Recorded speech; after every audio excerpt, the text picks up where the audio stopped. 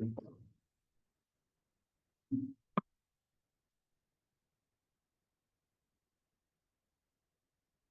right, so we'll start our Board of Fire Commissioners meeting for February 4th. Amy, can we get roll call? Yes, good evening, Commissioner Webster, Present. Commissioner Byers, Present. Commissioner Pratt, Present. Commissioner Woolham, present, and Commissioner Admin is absent today. Chief Cowan. Here. Legal Counsel Matt Paxton, Here. and I'm Board Secretary Amy Oakley. First item on the agenda is public comment. Do we have any public comment? There are no public comments submitted in advance. Nobody's here in the meeting, so we'll move on to And no one's raised their hand online either.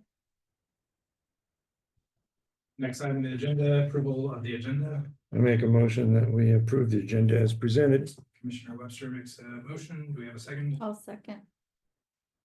Go ahead and any discussion. Okay, have a vote. All in favor? Aye. Aye. Aye. It's unanimously. Next item is board discussion and possible action item. 4.1, update on the RFA ballot measure. So really not much to update, except that we had our final public meetings last week. That were actually kind of fairly well attended as far as numbers, go. I've had a number of requests. I probably had 20 people or so email and or call me asking questions. I think there's especially some confusion about the property tax statement, which is unfortunate because I didn't think about that prior to the. I don't know if you read my letter, to the other. Okay, I won't belabor the point, just except to say that the county's software is so antiquated. It's ridiculous. They cannot separate out fire levy tax and they can't have separate line items for it. The fire levy is embedded within the general tax line item. So it's very hard to tell what the fire levy, what those revenues are. And then everybody focuses on the fire or fire district, and that's really the fire benefit charge. And so they focus on that. So that's why I sent an additional letter to the editor, and I've been fielding a lot of questions, right around that specifically. Most of them, I'd say 3/4 of them. The rest of them are just asking what are the pros and cons of RFA, et cetera. So, but other than that, haven't talked. It's well, I won't say it. Yeah. Is there any questions about what's going on? I've had some letters that I'm dealing with from a certain concerned individual that we're addressing from a PDC standpoint. So, and Matt Paxton is involved in that. Yeah, I would just say that I've also fielded several questions, right? We've got friends who are interested, they see the signs, are asking about it. And one of the concerns seems to be around the potential that the property tax levy get lifted to a full dollar. And like trying to reassure them that while we have authority to do that, that we have by not decree, but by motion on the board, set it at 70 cents, and that's what it's going to be. So I just wanted to, put that out there and sure that that's clearly communicated to everyone. The other interesting thing that happened was our explanation of the fire benefits charge came out at the same time as all. Yeah. So I actually opened up a good dialogue with a lot of my neighbors. Oh, good. Yeah. So they understand how it shifts to the burden to. That's a great point. That's a great point, Rick, is while the fire levy went up, the benefit charge went down. And so like the overall level of taxation just rose by whatever it was that we needed year over year. Yeah. Right. So it just reset, it reproportioned where the money came from. It wasn't an increase. Right, and like it's been stated, that the fire benefit charge is also a usage charge. And so, and explaining that to people, it makes a difference. So. Yeah, I agree. So, unless there's any other questions, just dealing with, stuff here as we kind of finish up. So, I will say that, I've already kind of prepared, so that it's not a complete surprise to the staff. That there, if it, or when it gets passed, there'll be some work on us to set up the funds and all that, just to mentally prepare for basically some workload there. If it passes, that we'll have to jump on this, so. Okay, next item is 4.2, update on capital projects. So unfortunately, Chief Hochstein has got a family medical issue going on, that he's out of town on, but I tried to get an update on I'm sorry, Station 57 generator, because that's the highest priority for me. So the company that bid it, they misbid it, they were gonna rebid it, but the two people they're out on major medical issues too. So we have not gotten an updated bid, so I'm pretty frustrated, Matt's frustrated. But it is a priority for us to get this figured out. They did do the analysis, which was good. They misbid it first, and I think I briefed you all on this last month. They misbid it the first time, so that's with the updated data, they were gonna go back and rebid it, and they just haven't gotten us a bid yet.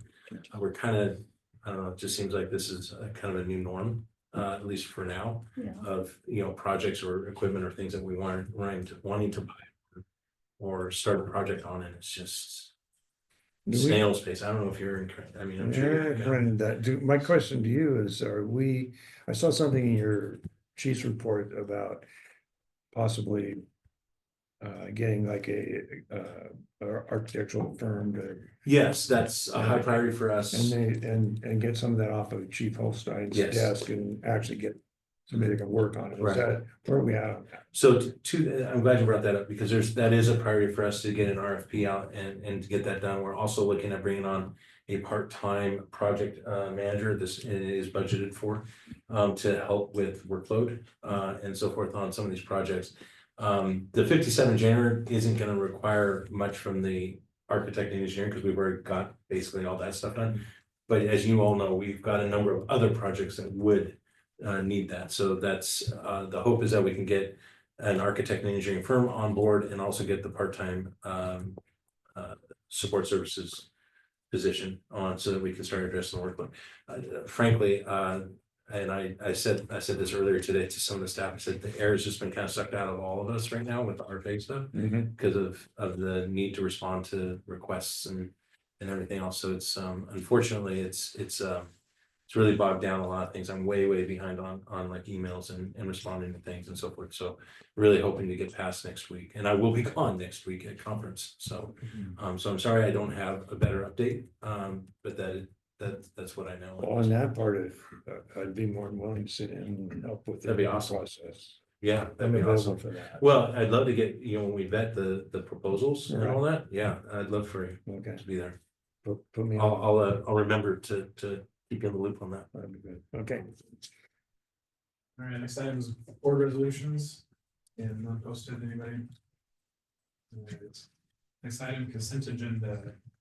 I make a motion that we accept the consent agenda as presented. Sure, you get a second? Second? Second by Commissioner Pratt. Vote. Discussion. Any discussion? Okay. You were almost perfect. So close. So you're doing great. It's really Sorry, I just had to give you a hard time. Yeah, all in favor? Aye. Aye. Aye. Passes unanimously. Reports, fire chief report. So I'm sorry that I didn't get it out until this morning. There's quite a few meetings over this last month, a lot of RFA stuff. One thing I wanted to bring to your attention, there's a couple things actually. The first is that we're about to go out for replacing, and we're gonna actually replace with a facilities manager. We lost our facilities technician last fall. And after discussion, again, to kind of addressing workload of like, maybe we should have somebody that can actually have responsibility and lead on some of the facility stuff and take away some of the workload off of Chief Hochstein. So we're gonna advertise for a facilities manager, and if we don't get the right person, we'll be hiring just another facilities technician. We need another body for sure, but we're hoping that we can get enough of a talented person to be able to take some of that workload. So that's kind of high on our list right now. Is that Yeah. like a temporary appointment or? No, this would be a permanent one. It's We're needed. down a position there, and it's budgeted for. So we have 5 stations and. Okay, well, we actually we have 5 functional stations plus headquarters plus 62. Yeah, so there's So there's more actually, than a need. yeah. Yes. So so that's gonna be high on the list when Matt gets back to work with HR to get that job description out and the recruitment out. Good news, we ended up at 2.1% under budget. We did not lose ground like I thought we were. I kept saying we were gonna lose ground in December, but we didn't.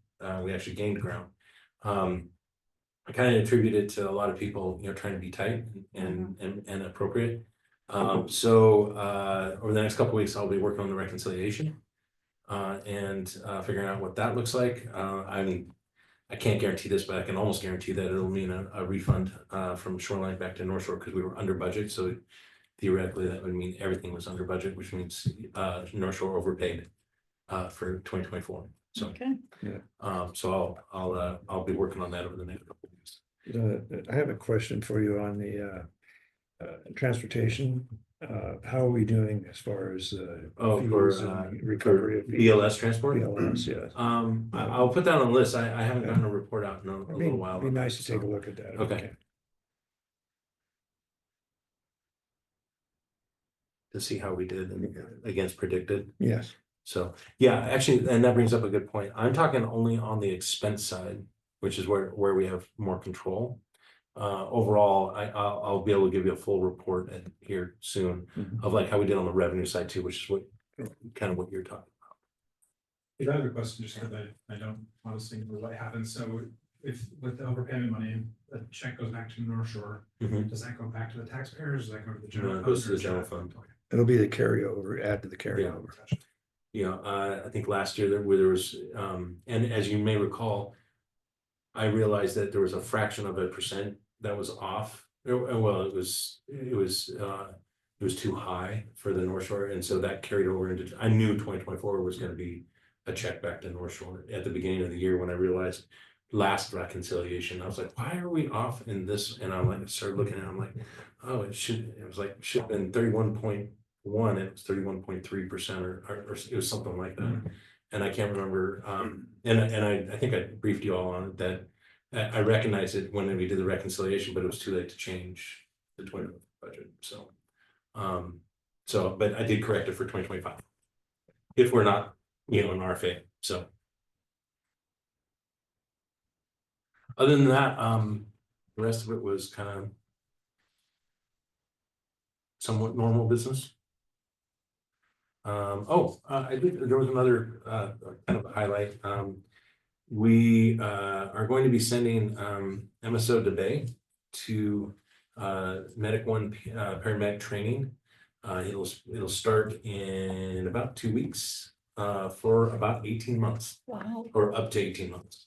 This is to address the paramedic shortage crisis that's going on, especially in Seattle and South County. And there, that's really most of the focus. I mean, there's other departments that are hurting too, but not nearly as much as Seattle. Well, Seattle's really down. But they're doing a lateral medic process, which means a special class, which is what he's going to be coordinating and so forth. Class doesn't start until this fall. They don't know if they're going to do 1 class or 2 because it depends on how many applicants they have. And the applications, I think they closed like a week. I don't know how many applicants they have. But we're being fully reimbursed for all of his time, including benefits. We were in the best shape of the paramedic programs to have numbers. We're not completely flush. Well, we're tight on MSOs, but we were +1 on ALS personnel when we try to be +2. So we're actually 1 short of where we want to be or our goal, but we're better than most of the other departments. And Gabe has got extensive experience about teaching. That's what he's doing right now, is teaching the EMT class. And so with his experience and all that, they were looking for an SEI, an officer, an SEI, and there was like one other qualification. I can't remember. And nobody else, qualifies here. well, there's potentially one other person that could qualify, but he doesn't qualify this time around. It would be an open process otherwise, but this is really, we figured it out for Gabe. So, but he'll be he'll be assigned there for up to October of next year, I believe is what it is. September, October, something like that. I don't think they've really landed on a date. So, Chief, has there been any progress on the potential ILA between Shoreline and Seattle Seattle. for medics riding on their rigs? yeah, actually, I got an update on that. I just saw the email today. It was actually from just the other day. Before I talk, because I can talk about that a little bit too, but before, one of the things that that I was going to mention too. Oh, we're losing him, for 18 months, which that hurts us. But I'm really excited about us being able to reestablish ourselves as regional leaders in the EMS and ALS. And I think this is a great opportunity for the department, for Gabe, and for the paramedic training that needs to be going on. So I'm excited about some of the opportunities. There will be some pressure back here on overtime and so forth on the ALS side, but hopefully it all works out. On the Seattle thing, you may recall, it was run, stop. Mhm. And it was basically because the unions, their local 27 Seattle, they were concerned about what they wanted to do is set up an ILA amongst the unions first before they agreed to anything with the city and before they did an MOU with the other departments. So just today, he sent it the other day. I just saw it today. There was an agreement amongst all the unions to sign, and they signed off on an ILA. So I would expect that they will now go back to the city and do whatever they're going to do. Yeah. And then the city will reach back out to the departments and finalize that, whatever that looks like. So my question is, so we loan our medics out to Seattle. Does that put us in overtime to cover our situation? No, so And who covers that? yeah, so there's three different pieces to this for the Seattle thing. The first is that if there's special events, like the Kraken game or Seahawks or the Opera or whatever, it doesn't matter. Wherever there needs to be medics, and this will all get detailed out, so I'll just tell you what had been agreed to, at least previously. So Seattle, they can't fill it, and they say, hey, everybody, we need 2 medics for February 23rd, for whatever event. And so they reach out, and Seattle can't fill it. And actually, Doug might be able to fill in it. So talking about the ILA with Seattle, I just read it today. Thanks for sending it to me. Welcome. So Seattle, if they can't fill it, they reach out and they say, we need 2 medics, blah, blah, blah. And then there'll be a process or, for either equal, opportunity, or it'll rotate, or get to be defined in full yet. And then we will fill it. And so if you and I are 2 medics and we get sent down to Seahawks Stadium to work a game or whatever, we will be on overtime and get compensated by Seattle fully for that. And it'll be off duty. So it won't hurt our staffing here. Right. It'll be paid for fully out of by Seattle or through the venue or whatever, however they get The compensated. venue pays Seattle, Seattle pays the Yeah, medics. but just So, we don't. and end it's up paying completely that. voluntary. So let's say they reach out and say, hey, we really need 2 medics. We're like, nobody's interested from Shoreline. Okay, then, and I guess it could get bad enough where there's nobody interested from anybody in the county to help fill those. And then at that point, they'll probably start looking at either browning out, rigs or whatever, which is the next thing that we've talked about is, one of the things that would be actually a benefit to us and our employees, or paramedics, to get more patient time. If they're gonna brown out a rig, brown out the north end rig or rigs, so that we can soften our borders and respond into, say, Northgate or wherever, and do calls, from because our units aren't, they're not super busy. They can absorb the call volumes, and that way they'll get more patient time, and then they won't. We can help cover that. But if they brown out a rig in downtown Seattle, that does nothing for, and we can't help on that. That's completely on them. So that's another piece of this that we're looking at. And then a third piece, and some of these would take some pretty, it might be bigger hurdles to jump over, as far as getting sign off. And the third would be to actually staff a rig and put it in service, in that first two areas, say like Northgate, and say, okay, we have reserved medic rigs, you and I, let's go on overtime for 12 hours. We're gonna go down to Northgate and we're gonna cover the Northgate area, in place of a Seattle rig. So again, that would be, there's three different pieces to this. Right now, we're only talking about the special events. But these other two pieces have been talked about. Dr. McCoy, our NPD, is potentially excited about softening the borders and us being able to help that way, because there's a benefit back to our people about getting more, patient time. So, and we have a pretty young cadre of paramedics. We have good medics, but it would be nice to get them some more experience. So there's a few different moving parts to that, but I'm expecting that now that the unions have signed off on the ILA, that at some point they'll figure it out in the city and they'll come back to us, I would think, fairly soon. Later this year, we start doing the club FIFA events. Next year is the full World Cup FIFA events. So things are gonna start ramping up here even later this year. So I don't know, Doug, well, it's not my meat, sorry.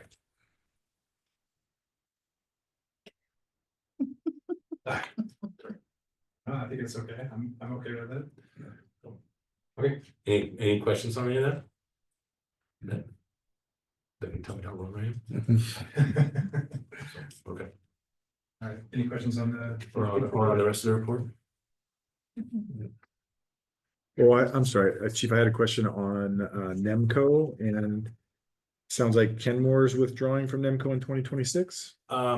Still yet to be determined. There was a meeting the other day about ACS, the Auxiliary Communication Service.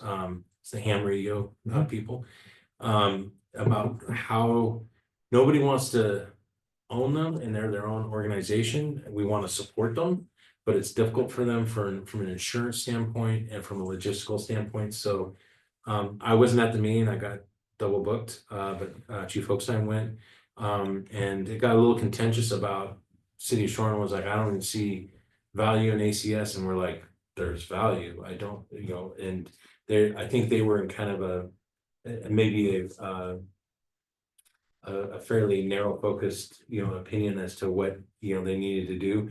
And I think part of it is that they're lacking in some areas. And so they're really going to be focusing on those and maybe not so much ACS. So they were like, we don't need ACS, go someplace else kind of thing. And NEMCO is, well, okay, we can take on ACS, but who's going to insure them and Shoreline's like, well, if you're going to NEMCO, we don't want to have any part of it. So this is what I got third hand. Okay. So I was like, so it was all kind of where we go from here. And they were like, so what I heard, the last I heard was that Lakewood Park and Shoreline were going to have a conversation. So Phil was going to talk with Bristol and they were going to try and figure this out. I was going to try and nudge them in the direction as well, see if we can get some traction on getting NEMCO and Shoreline and everybody to get together and address emergency management across all three cities. But to your point, supposedly Kenmore is going to make a decision by spring of this year, and figure out what it would cost them and what kind of value would they get out of having their own position within Kenmore.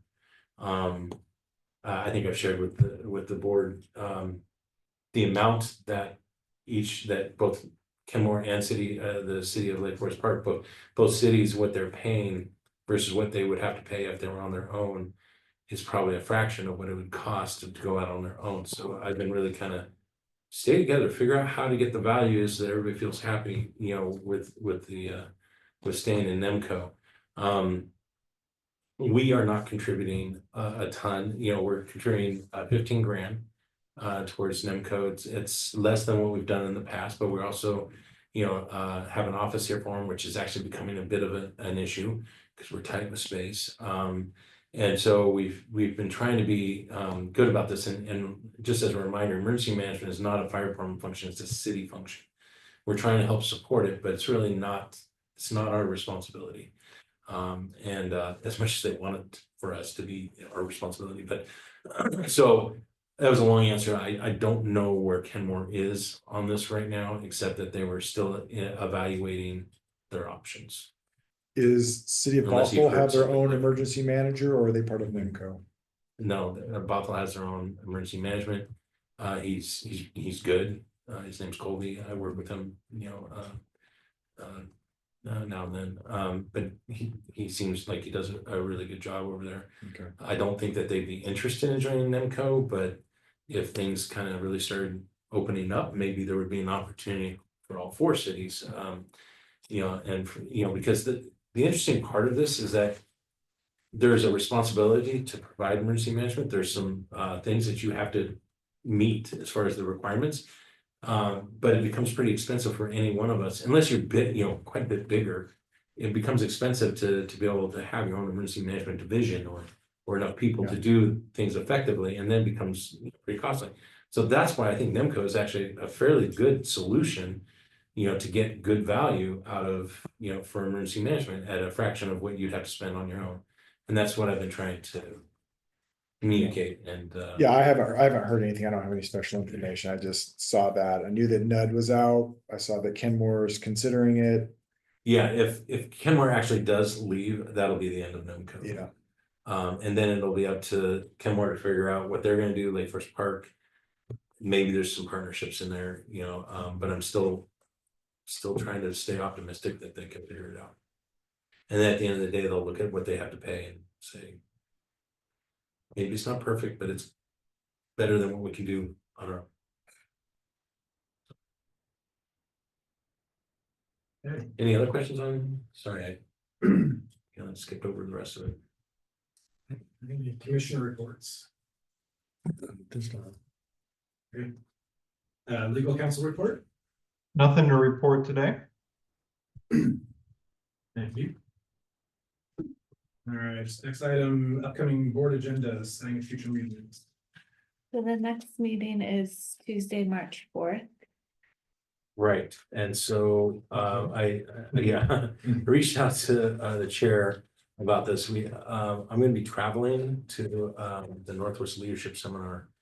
So I can either call in or we can we can still have the meeting. I would be calling in, or we can wait till the following week. The one thing that is a little bit of makes it a little bit more complicated is that is also the day of our fire benefit charge appeals hearing, if it's needed. It hasn't been needed in the past because we've resolved things prior to that meeting, but I always try to keep that as an open, date. So if we want to push it to the next week, which I know you were open to, whatever, we would just reach out to the people that have filed for appeals and say, if you were planning on coming to the hearing to speak in person, it'll be the following week. Can Chief Holstein do that for you while you're at the I time? thought about that too, but we're all traveling to the Oh, same. it's all the same. We're traveling to Portland. It's the Okay. Northwest Leadership Seminar. Oh, So. I will be at that as well. Sounds like we need to. Okay, Yeah, good. Thanks for the heads up. Well, it didn't hit my radar until just. Would that have to be a special meeting then? No, it doesn't have to be a special meeting. It's part of our regular board meeting, the appeals hearing. And again, it depends on if we have anything that we actually have to discuss and make a decision on. In the past, it's been resolved prior to, and I've given a report out of, like, we had 11 appeals, 8 of them were having to do with square footage, the other 2 was sprinkler, and 1 was something else. And we granted this, we denied that, and it's all resolved. The ones that I need to bring to you on are ones that potentially somebody who's asking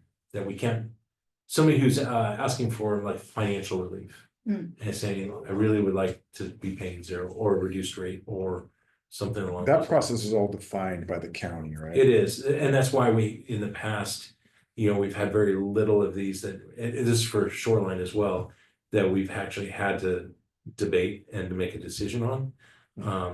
It's just not very often, so. So do we need to move this meeting to the 11th then? Is that an issue? I can either phone in, or we can move it to the 11th.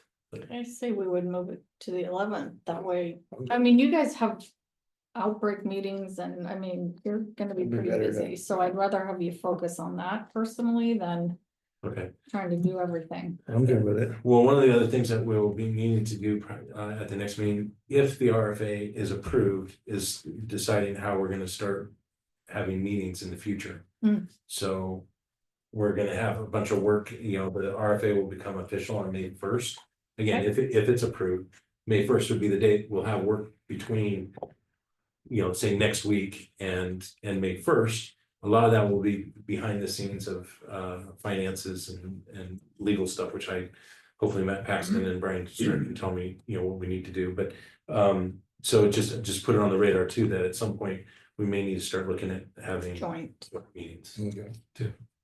So so again, if I'm good with it it. passes, Yeah, I'm fine. We move it to the go to 11th. the 11th. Yeah. Okay, thank you. We need to post that Yeah, so that will be a special meeting because it's not standard. our standard first Tuesday of the month. Right. So the only thing is that we'll have to lock the agenda in 24 hours in advance.